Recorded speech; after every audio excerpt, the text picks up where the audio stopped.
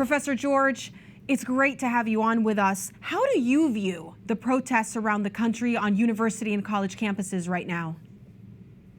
Well, Montse, first, thank you for the opportunity to be on your show. It's really an honor.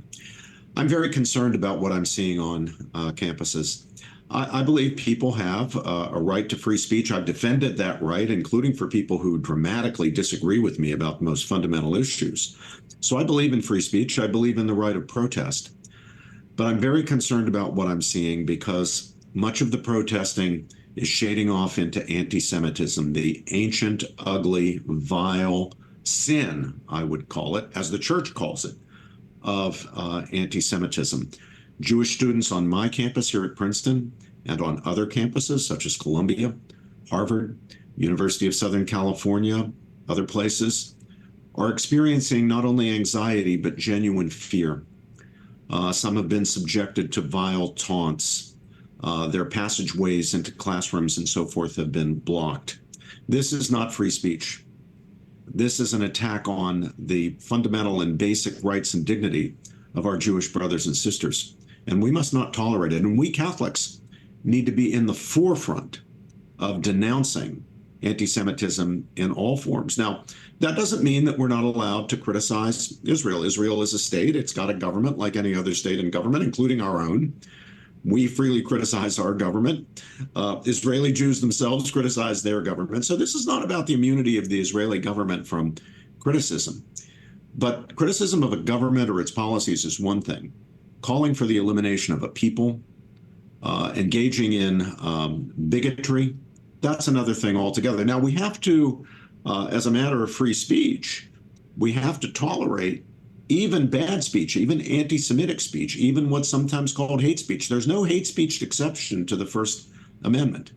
But while we have to tolerate it, we can call it out for what it is, and we can stand up against it, and we can show solidarity for our Jewish brothers and sisters, the people that Pope St. John Paul the Great, as I call him, Pope St. John Paul II, called our brothers and indeed our elder brothers in faith. Well, let's talk about that for a second. In the wake of the October 7th attacks, you spoke at Steubenville University and urged that Christians must do more than merely reject anti-Semitism, quoting St. Pope John Paul II, or the Great, who established diplomatic relations with Israel. That's relatively new. He said, it must be understood that the Jews who 2,000 years ago were dispersed among the nations of the world decided to return to the land of their ancestors. This is their right, recognized from the outset by the Holy See, and the act of establishing diplomatic relations is simply an international affirmation of that relationship. That's what he quoted. How should Catholics then manifest that relationship today? It's complicated. Well, we have to recognize the right of our Jewish friends to practice their religion. We have to stand up for the right of the Jewish people in Israel, the state of Israel, to defend its borders as we would defend ours, to defend its people as we would defend ours and have defended ours. Again, that doesn't mean that Israel should be exempt or immune from criticism. Criticism is legitimate too, but we should not stand by idly while people call for the destruction of Israel or the elimination of the Jews, quote, from the river to the sea.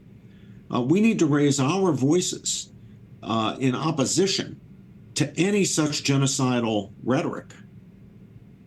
And when you think about the defense of religious freedom for all that you have waged, the freedom of all people, is terrorism it's not a protected religion or a group?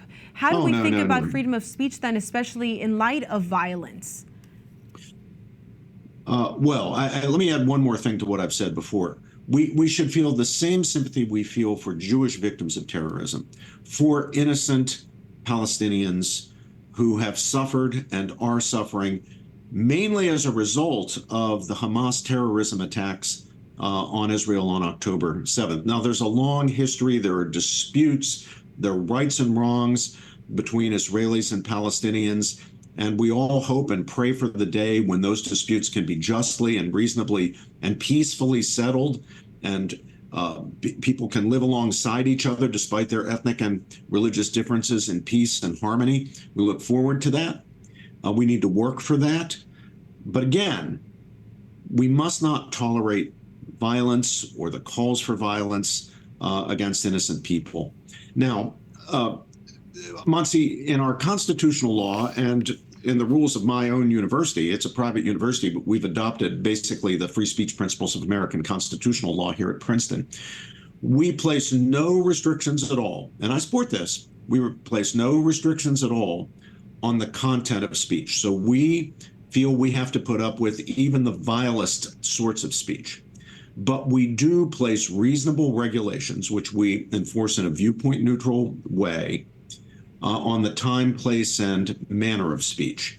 Now, that means that we distinguish free speech from all sorts of things that aren't free speech: violence, intimidation, actual threats, incitement to imminent violence, vandalism, disruption of classes or other university activities, attacks on people at their homes, those kinds of things.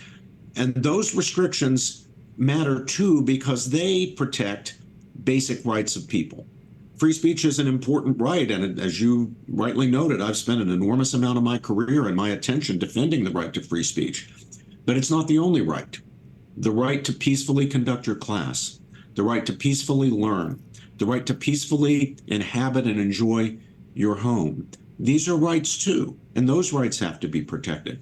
So my position is no viewpoint-based restrictions on speech, but we need to firmly enforce reasonable time, place, and manner regulations in a viewpoint-neutral manner. Well, that's really important. Talking about your university particularly and the access that you have to this new generation of students, are you seeing a difference in how they take on protests, how they feel about anti-Semitism? Well, one of the worrying things is that anti-Semitism has become acceptable in some circles of American society. Now, we never actually finally destroyed that monster. There's always been an element of anti-Semitism in life, including in American life, but we had reduced it to what seemed to be a fringe phenomenon on the extreme right or the extreme left. It's coming back in a kind of mainstream way, and that really, really worries me. And I know it worries our Jewish friends and fellow citizens. They've seen this movie before, Montse. They know how it begins. And it begins with the toleration of this anti-Semitism, with people not speaking out against it, but people being discriminated against, attacked, simply because they're Jewish. This is just unacceptable. The church teaches us it's unacceptable. The greatest stain on the conscience of the church are the many, many decades and even centuries in which the church itself was involved in anti-Jewish activities, or at least anti-Jewish sentiments. And the church, in its great document, Nostra Aetate of the Second Vatican Council, repudiates that altogether. It says that any discrimination or hostility or animosity toward Jews by anybody at any place at any time is unacceptable and indeed sinful. We as good and faithful Catholics have to take that on board and take that seriously. And that means more than that we ourselves refrain from being anti-Semites or being anti-Jewish. It means that we have to stand in solidarity with the Jewish community and with anybody, including Palestinians who are suffering or who are subjected to injustice. Well, that's certainly a call to action and a reminder of the important tenets of our faith. Professor George, it's wonderful to be with you. Thank you. It's so good to be with you, Montse. Thank you.